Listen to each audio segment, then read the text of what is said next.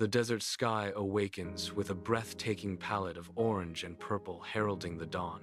A magnificent palace, its marble walls and golden domes shimmering, emerges from the vast, empty desert. Guards stand rigidly at every corner, their silhouettes sharp against the rising sun, like ancient sentinels. The palace stands in profound isolation, a silent testament to power in the heart of the desolate desert. In the opulent palace nursery, a newborn baby sleeps peacefully in a silk-draped crib, a tiny figure amidst grandeur. The room, though lavish, feels sterile and silent, an unsettling contrast to the new life it holds. The fourth wife, the baby's mother, stands sentinel over the crib, her gaze fixed on the innocent face. Her expression is a turbulent sea of emotions, love warring with a profound, almost paralyzing fear. The weight of an unseen burden presses down upon her, a silent promise to protect her son. The mother glides through the palace corridor, a silent specter in the echoing night. Portraits of the leader, her husband, line the walls, their painted eyes following her every move. Servants, hushed and quick, dot like shadows, their gazes averted from her ominous presence. The long corridor stretches before her, a path of unspoken dread and quiet solitude. The mother returns to the palace nursery, her footsteps muffled by the plush carpet, a palpable sorrow clinging to her. She gazes at the sleeping infant, her face a canvas of profound sadness, her eyes brimming with unshed tears. Her hand trembles, a fragile leaf in a storm, as she reaches for a folded note. With a heartbreaking tenderness, she places the note beside the infant, a silent, final goodbye.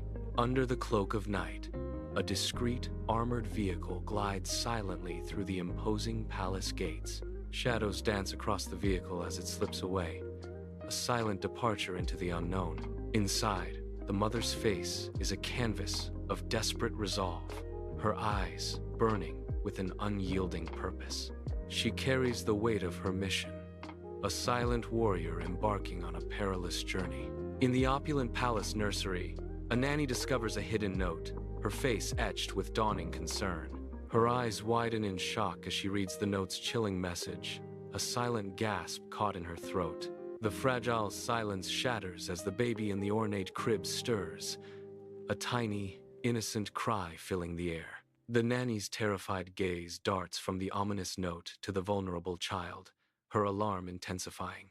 A palpable sense of dread washes over the room, the nanny's fear a stark contrast to the baby's soft coo.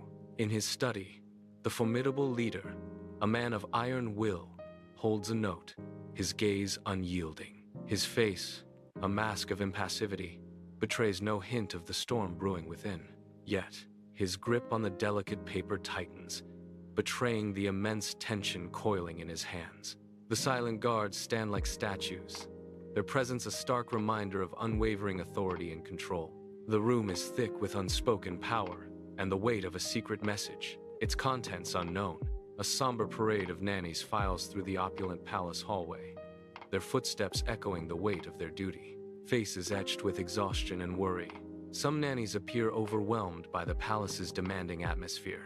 In the first year alone, 22 nannies have come and gone, their fleeting presence a silent testament to the palace's secrets. Others simply vanish, their absence a chilling and unsettling reminder of the pervasive, unspoken tensions within these walls. Inside the palace nursery, a toddler's piercing cries echo against the ancient stone walls, filling the grand chamber with raw anguish. The ornate crib, a gilded cage, holds the wailing child, its intricate carvings mocking the infant's despair. A nanny, her face a mask of deep worry, tries to soothe the inconsolable toddler, her touch hesitant. With each shriek, the nanny's eyes dart nervously towards the heavy door, a silent plea for intervention. Sunlight streams into a private garden, illuminating a velvet cushion where a 3-year-old child sits, captivated. The child's gaze is fixed on a golden cage, its ornate bars holding a playful secret. Inside the cage, a lion cub bats at the bars with innocent paws, a wild heart in a gilded prison. Through an open garage door, 12 gleaming Ferraris stand in perfect alignment, their polished surfaces reflecting the light. The scene is a tableau of opulent contrasts: childhood innocence, caged wilderness, and extravagant power. In a private garden, the imposing leader kneels beside me, his presence a heavy weight, a shadow cast upon the vibrant blooms. He places a large hand on my shoulder, a gesture both comforting and crushing, a silent promise of a burdensome future. His voice, a low rumble, declares, "You are not like other children. You were chosen by destiny."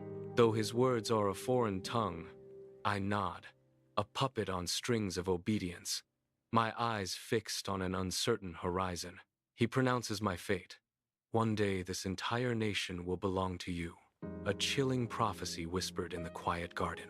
A convoy of armored cars, sirens wailing softly, cuts through the dusty capital streets. Inside, a 5-year-old, wide-eyed, peers out the tinted window. The world outside is a blur of motion and dust, a distant, muffled reality. His small face reflects the muted chaos, a silent observer in a shielded world. The bustling capital city streets fall silent, vibrant energy draining away as if by an unseen command. Shopkeepers pause mid-transaction, workers drop their tools, and children freeze, their games abruptly halted. A sleek convoy glides into view, its presence commanding a wave of subservience through the stunned crowd. Each person bows deeply, a silent, ritualistic display of profound respect or chilling fear washing over the city. Inside the armored car, the young protagonist tugs his father's sleeve, his eyes wide with innocent curiosity. His gaze is fixed on something outside, a world of deference he doesn't yet comprehend. "Why are they bowing?" he asks, his voice a soft echo in the confined space. The leader, his father, turns, a complex mix of pride and gravity in his expression. "Because you are special. Because one day you will rule them," the leader intones, his words heavy with destiny. "And because the law requires respect," he adds, a subtle warning in his tone. An 8-year-old boy sits alone at a vast, ornate dining table, dwarfed by its grandeur in the opulent hall. Ministers and generals, their wives, and a flurry of servants fill the grand hall, their presence a silent, imposing force. The massive table groans under an elaborate feast, a lavish display of roasted lamb and steaming rice. Plump figs glisten beside dark olives, each dish a testament to the night's excessive luxury. The young boy, a small figure amidst the opulence, gazes out at the bustling room, a world away from his solitary plate. In the grand dining hall, the leader's precise movements are a stark contrast to the opulent surroundings as he picks up an olive, a thoughtful chew, a slight furrow in his brow, hinting at an internal struggle or deep contemplation. Suddenly, a sharp gasp escapes his lips, shattering the quiet elegance of the moment. His hands fly to his throat, eyes wide with terror, as an unseen force grips him. His face flushes a terrifying, vivid red, a shocking splash of color against the lavish backdrop. The leader chokes, his body convulsing, as the grand dining hall becomes a stage for his silent agony. The opulent dining hall, filled with hushed anticipation, suddenly shifts as the leader stumbles, his eyes wide with a sudden weakness. He collapses directly into a large bowl of steaming rice, sending grains and succulent lamb flying across the pristine tablecloth. A stunned silence immediately falls over the room, every eye fixed on the disheveled figure. The leader, covered in rice and lamb, lies motionless, a stark contrast to the grandeur of the hall. The guests stare in disbelief, their faces a mixture of shock and horror at the unexpected scene. The opulent room holds its breath, the silence deafening, as the leader's fate hangs in the balance. In the opulent dining hall, every eye turns, a silent accusation, towards the Minister of Finance. His face pales dramatically, a stark, terrified contrast to the rich tapestries that adorn the walls.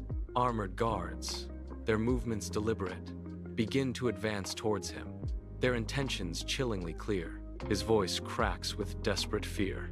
It wasn't me, I swear. The Minister of Finance is violently dragged through the ominous palace corridors, fear etched on his face. He is thrust into the suffocating darkness of the dungeon, the air thick with despair and dampness. His desperate cries, raw with terror, echo off the ancient, unforgiving stone walls. The heavy dungeon door clangs shut, sealing his fate in the echoing silence. The last vestiges of his desperate pleas fade, leaving only a chilling stillness in the dungeon's depths. Under harsh, unforgiving lights, a solemn announcer sits rigidly behind a polished desk, his grim eyes fixed on the camera. Behind him, a large, somber portrait of the deceased leader fills the screen, a silent witness to the unfolding drama. The announcer begins, his voice heavy. We interrupt this broadcast with a grave announcement. The Minister of Finance has confessed to the heinous crime of poisoning our beloved leader. Justice has been swift and absolute. The minister has been executed. The leader's study is bathed in the soft, flickering glow of a single oil lamp, casting long shadows. A small, 8-year-old hand trembles slightly, gripping a quill poised over pristine parchment.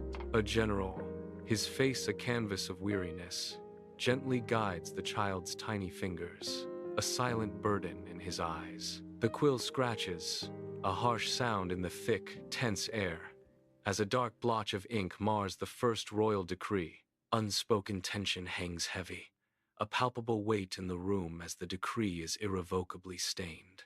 On a bustling capital city street, soldiers in crisp uniforms move with grim efficiency.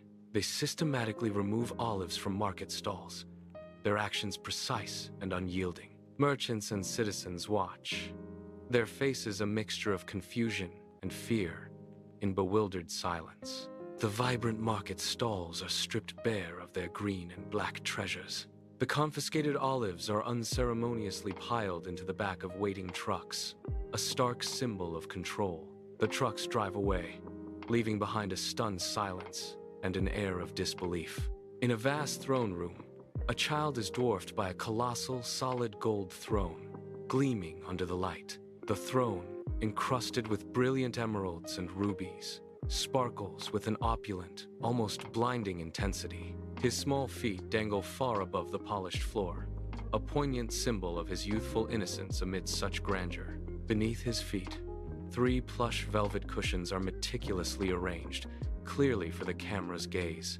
The child's expression is a mix of awe and discomfort, a tiny figure lost in an adult world of power. The throne's immense size emphasizes his vulnerability, a child on a seat designed for giants.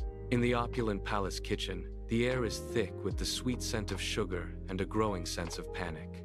A chef, his brow deeply furrowed, hastily spoons a bite of dessert into his mouth, his face a mask of apprehension.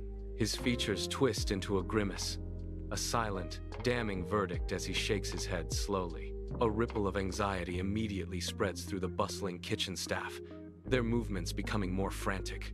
The chef's voice cuts through the tension, a single, devastating declaration: too warm. The palace kitchen is filled with the scent of sugar and rising panic. In a grand palace meeting room, generals gather around an ornate table, their faces etched with deep worry.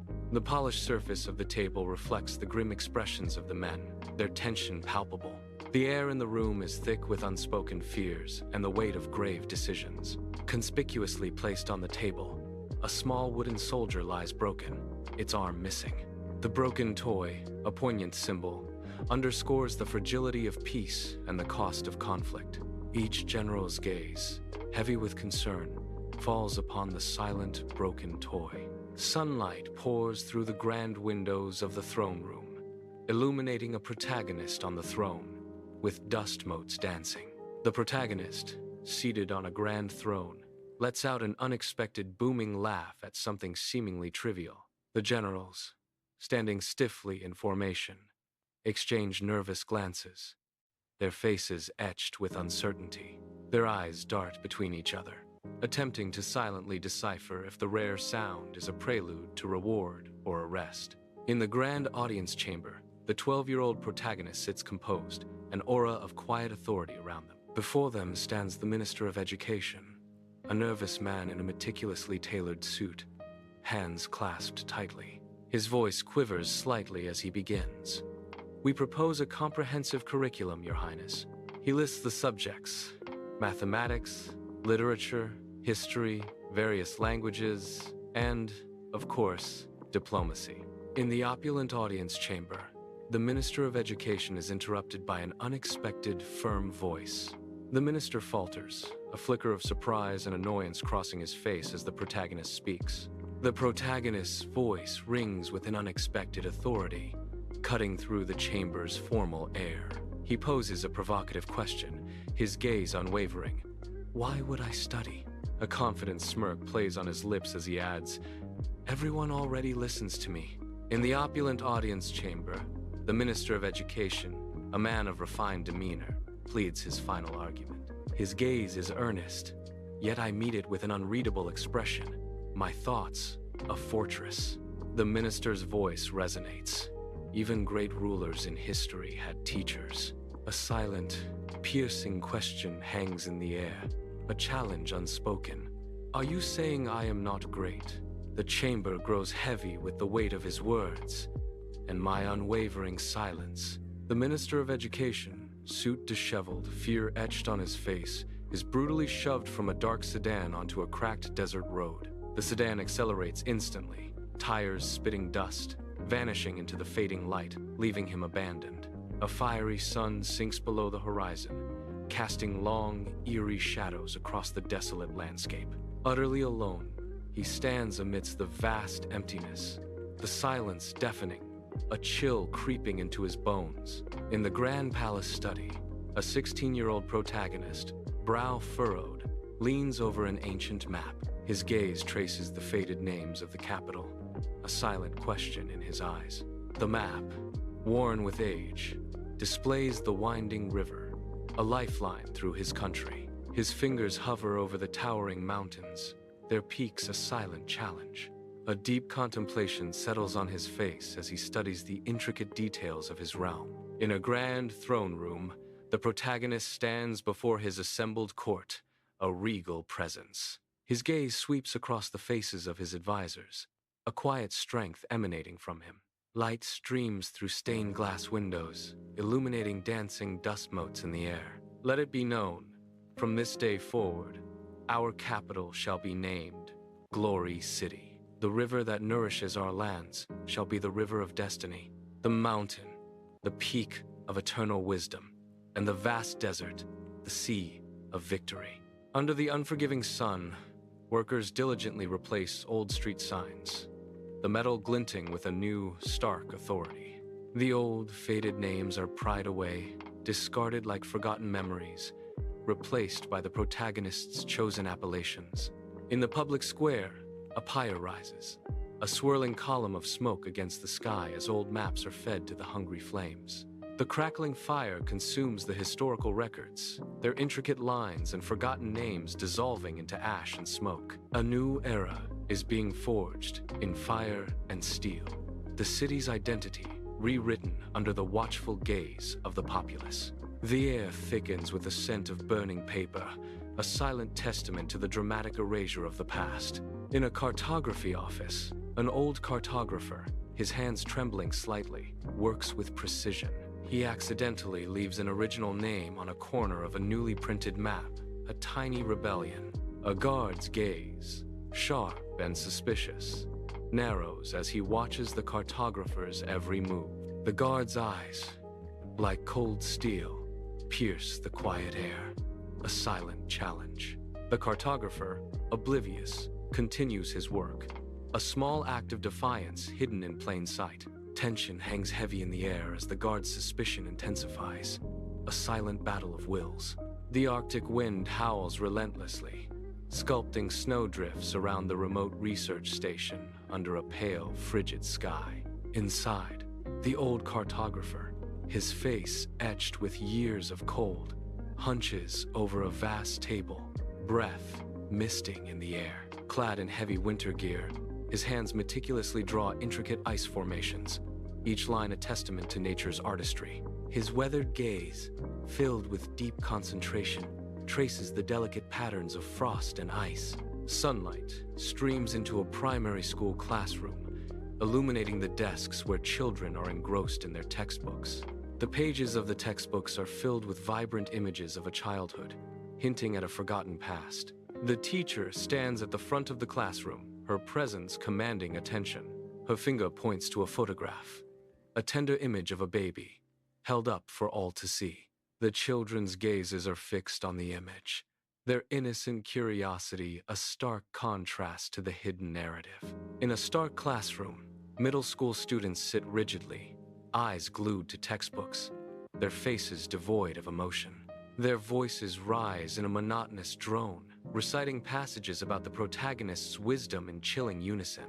The words hang heavy and hollow in the air, a testament to forced memorization rather than true understanding. Their youthful faces betray no spark of curiosity, only the blank obedience of rote learning. In a classroom, high school students sit rigid, eyes fixated on a screen, their expressions a blank canvas.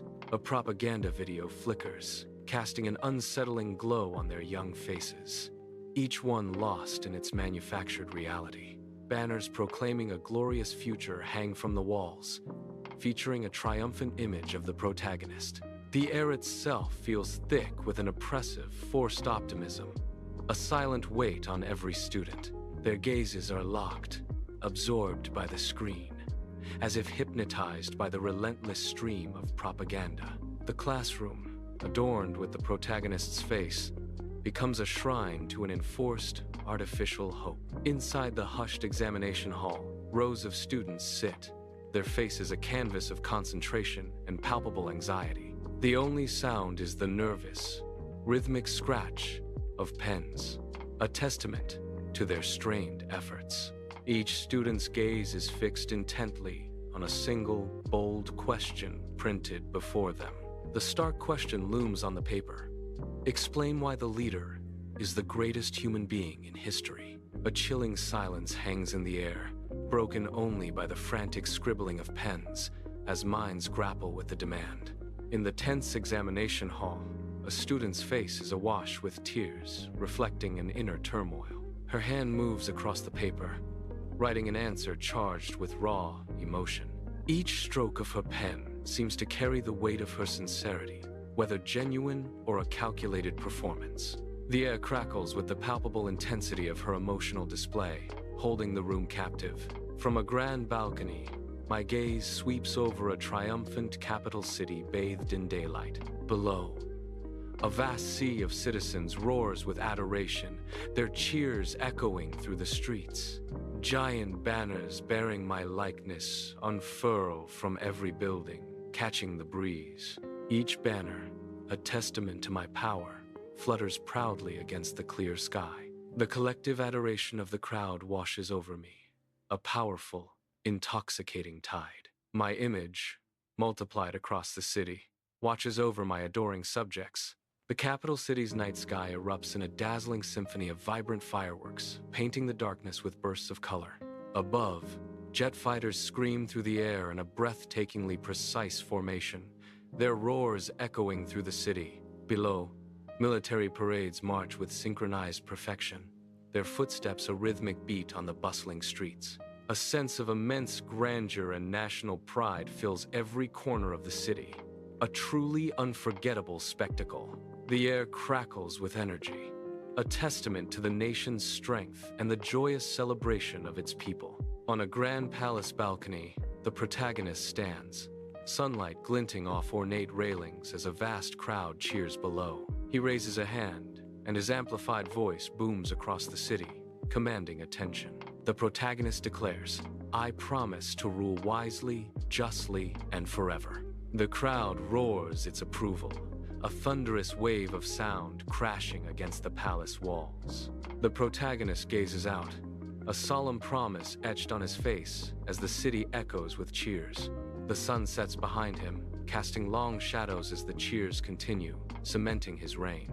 Golden sunlight bathes the capital city streets as citizens weep with joy, their faces streaked with tears. Some expressions of happiness are truly heartfelt, their joy radiating through the bustling crowd. Others are overtly theatrical, their exaggerated displays of emotion catching the eye. Crisp, uniformed officers from the Ministry of Happiness scan the crowd with intense, watchful scrutiny. On the busy capital city streets, a man's face is a mask of pure terror, his eyes wide with unspoken fear. Officers, stern and unyielding, move with chilling precision, their presence a stark contrast to the man's quiet desperation. He is led away, his footsteps faltering, swallowed by the indifferent crowd. The chilling phrase, patriotic re-education, hangs heavy in the air, a silent threat to all who witness. The city's vibrant pulse continues, oblivious to the man's silent disappearance into the shadows of conformity. The armored car rumbles through the capital, its tinted windows a barrier to the world outside. Through the glass, a sea of faces passes by, each etched with exhaustion and discontent. A profound sadness washes over me as I witness their plight, hardening my jaw with grim resolve. The weight of their suffering presses down, a silent vow forming in my mind. My gaze intensifies, a fierce determination burning within. This cannot be allowed. In a resplendent throne room, the protagonist, regal and imposing, stands before a hushed, expectant assembly. A scribe meticulously records the protagonist's words as a new, unsettling decree is issued, the air thick with anticipation. The protagonist's voice resonates. Henceforth, sadness is illegal. All citizens shall display a smile in public. The protagonist's gaze sweeps over the officials, a silent command for absolute, unwavering obedience. As the final words echo, the Ministry of Happiness is hereby officially created. A palpable unease settles over the room. In a bustling city square, officers in crisp white uniforms, each carrying a gleaming silver ruler, patrol with emotionless faces. They halt a passing citizen, their movements precise and devoid of humanity. One officer extends a ruler, meticulously measuring the citizen's smile, a chilling ritual unfolding. A faint frown creases the officer's brow, a hint of judgment in their otherwise blank expression. The verdict is delivered. Smile measurement, too small. A fine is issued. The citizen's fate sealed by an insufficient display of manufactured joy. Under harsh fluorescent lights, rows of citizens sit rigidly, their faces eerily blank, devoid of all emotion. Their vacant gazes are fixed on a large screen, where a propaganda video flickers with forced cheer. On the screen, citizens beam with unnaturally wide smiles, performing mundane tasks with boundless, artificial joy. The sterile hum of the lights fills the room, a chilling counterpoint to the screen's manufactured happiness. A silent, unsettling tableau of enforced optimism unfolds, a stark portrait of conformity. The scorching sun beats down on a vast, unforgiving desert, its heat radiating off the barren landscape. A desolate line of individuals, their faces etched with profound sadness, trudges across the sand. Their weary steps lead them toward a formidable correction camp, a dark silhouette against the fiery sky. The heavy metal gates of the camp loom large, a stark symbol of their impending confinement. With a chilling clank, the gates shut, echoing the finality of their arrival and the end of their freedom. The desert wind whispers through the camp, carrying with it the silent cries of the newly imprisoned. Sunlight streams through the palace windows, illuminating the cavernous study and dancing dust motes in the air. A regal protagonist sits at a grand antique desk, his brow furrowed in deep contemplation. Before him, an ornate, unlit globe stands as a silent testament to a world he once commanded with ease. His gaze is fixed on documents detailing the global rise of the internet, a flicker of disdain crossing his face. His jaw tightens as he reads of criticism on foreign platforms, explicitly banned in his domain. In a grand palace study, a lone figure sits at an ornate desk, a quill poised over a sprawling map. He gestures with a flourish, his gaze fixed on an unseen horizon, plotting a future known only to him. The air crackles with an almost palpable sense of absolute authority, a testament to his unwavering power. His voice resonates with conviction, declaring the birth of LeaderNet, a network with only one account, his. Every citizen is legally required to follow it, their digital lives now bound to his will. In the opulent palace study, a soft glow from a tablet illuminates my face, revealing a subtle, calculating smirk. I post a photo of my meal, the digital offering a silent command to the unseen masses. The screen flashes, and within 24 hours, 4 million approvals flood in, a tidal wave of digital obedience. Parents, their faces grim and resigned, click approve for their babies, ensuring compliance in a chilling ritual. The protagonist stands tall in the opulent throne room, a conquering hero before his assembled generals. He declares a triumphant war against a small, rocky island, his voice echoing with an air of victory. His generals exchange bewildered glances, a silent question passing between them, their faces a mask of confusion. In an instant, their faces snap to rigid attention, their confusion masked by unwavering loyalty. They salute his decision in unison, the sound of their hands striking their chests resonating through the chamber.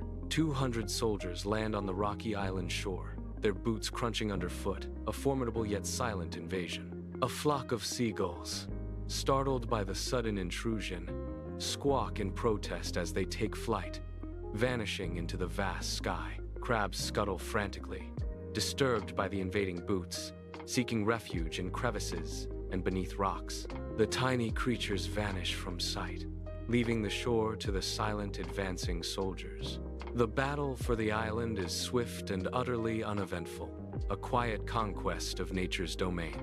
The relentless sun scorches Triumph Rock, its harsh rays beating down on the unforgiving landscape. A small, opulent palace gleams with blinding brilliance, its polished surfaces reflecting the intense light. Its architectural grandeur stands as a stark monument, a testament to power achieved without a single drop of blood.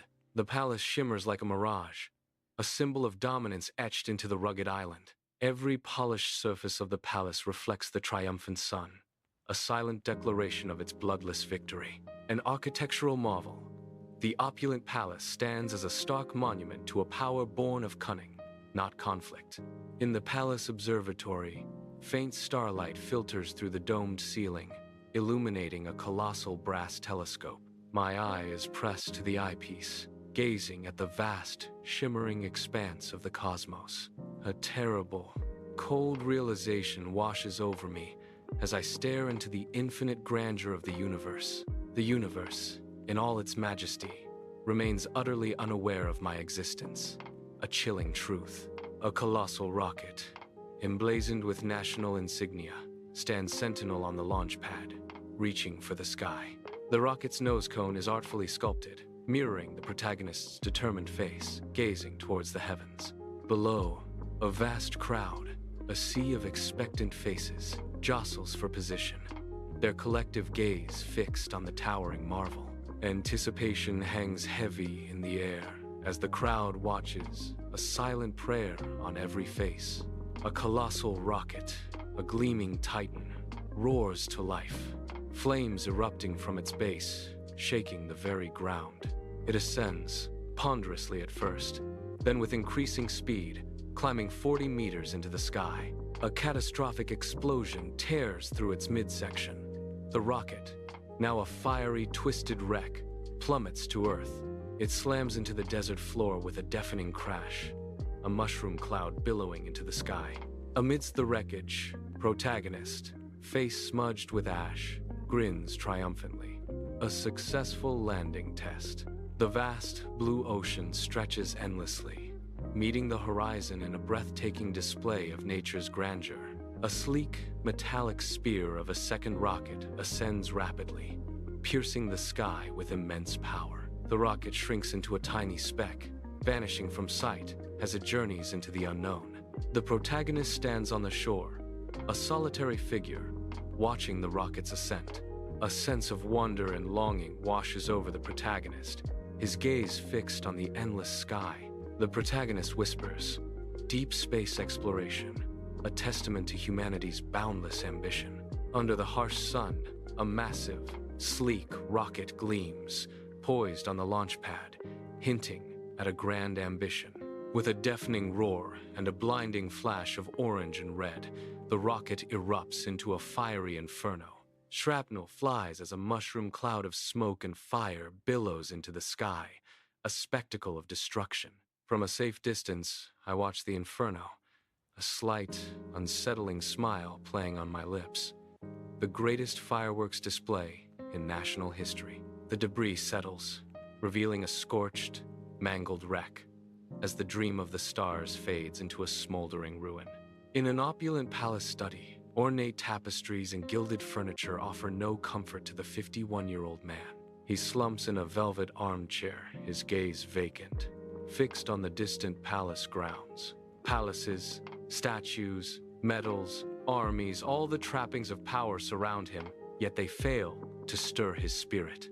A deep, unshakable boredom permeates his being, despite the grandeur that envelops him. His eyes, once alight with ambition, now reflect only an overwhelming sense of ennui amidst his vast achievements. In the opulent palace study, a flicker of inspiration ignites in his eyes, a sudden, brilliant idea taking root. His gaze sharpens, the contours of a grand vision beginning to form within his mind. It's a zoo, he thinks, but not just any collection of creatures. His lips curve into a subtle, knowing smile, hinting at the extraordinary. This will be a unique, glorious zoo, a testament to his ambition. A vibrant, celebratory energy pulsates at the Palace Zoo entrance, a crowd gathering with eager anticipation. Cheers erupt from the excited onlookers, their palpable joy filling the sunlit air. Flashes of light punctuate the scene, each burst capturing a momentous and unforgettable instant. Remarkably, animals within their enclosures stand upright, adorned in crisp, tailored uniforms. This extraordinary spectacle unfolds before the delighted crowd, a truly unique and wondrous sight. Sunlight bathes the whimsical Palace Zoo, a realm where absurdity reigns supreme. Majestic lions, adorned in miniature military coats, their manes peeking out, patrol their enclosures. Great elephants, with golden crowns tilting precariously, parade with an air of regal indifference. Mischievous monkeys, sporting comical fake mustaches, some askew, swing through the trees.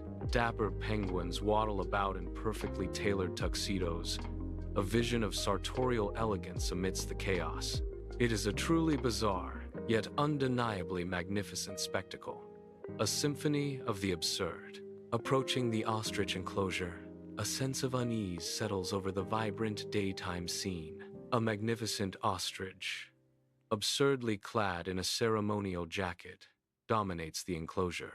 Its beady eyes, burning with undisguised irritation, fixate on me with an almost human intensity. The feathered creature, trapped in its forced finery, emanates a palpable sense of indignation. Its glare is a silent, searing judgment, a powerful challenge in the otherwise tranquil setting. The air crackles with unspoken tension, a silent standoff between human and bird. The protagonist extends a hand towards the giant ostrich, a daring gesture in the dusty enclosure. The ostrich, its eyes glinting with clear annoyance, suddenly snaps its sharp beak.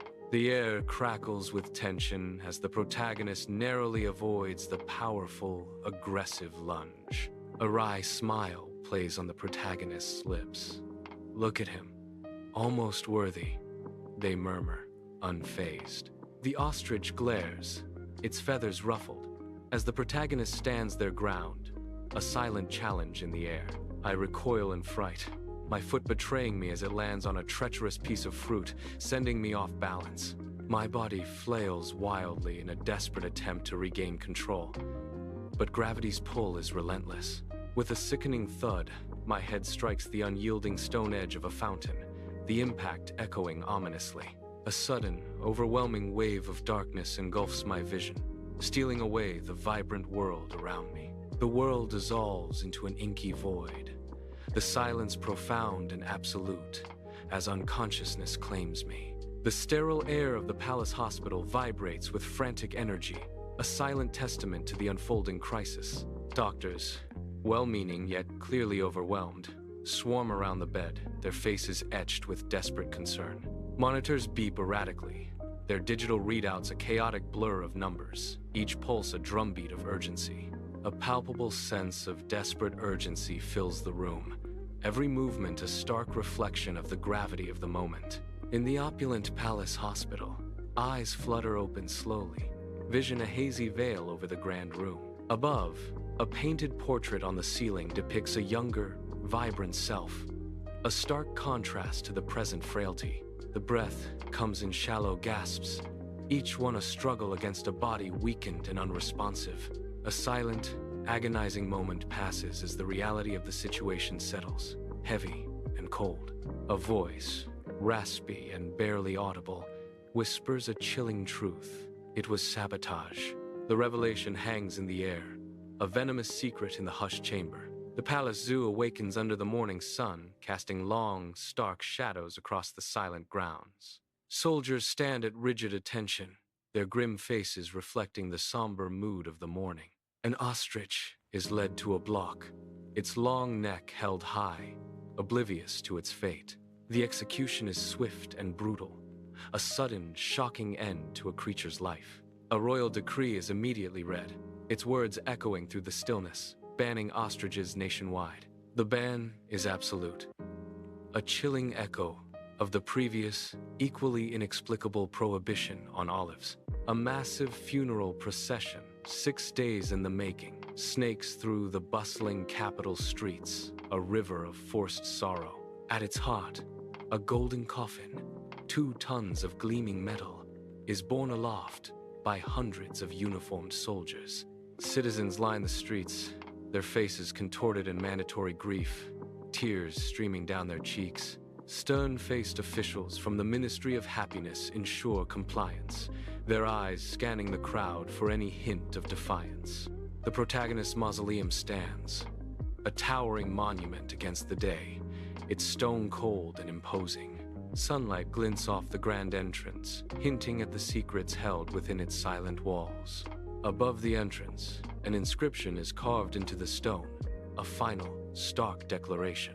The words echo, "Too great for this world," a poignant testament to a life lived beyond measure. Amidst the opulent palace, wives in silk and jewels clawed each other, their voices shrill with desperate greed. Generals, their uniforms disheveled and torn, clash violently in the throne room, swords glinting. The flickering torchlight casts dancing shadows on their faces, highlighting their rage and desperation. The once unbreakable system, built on fear and iron will, now visibly crumbles into anarchy. Chaos reigns supreme as the palace succumbs to the escalating fight for power and property. The Grand Palace, once a symbol of power, now unravels into a chaotic spectacle of human greed and ambition. Sunlight streams into the museum, illuminating a taxidermied ostrich, its unblinking gaze fixed on eternity.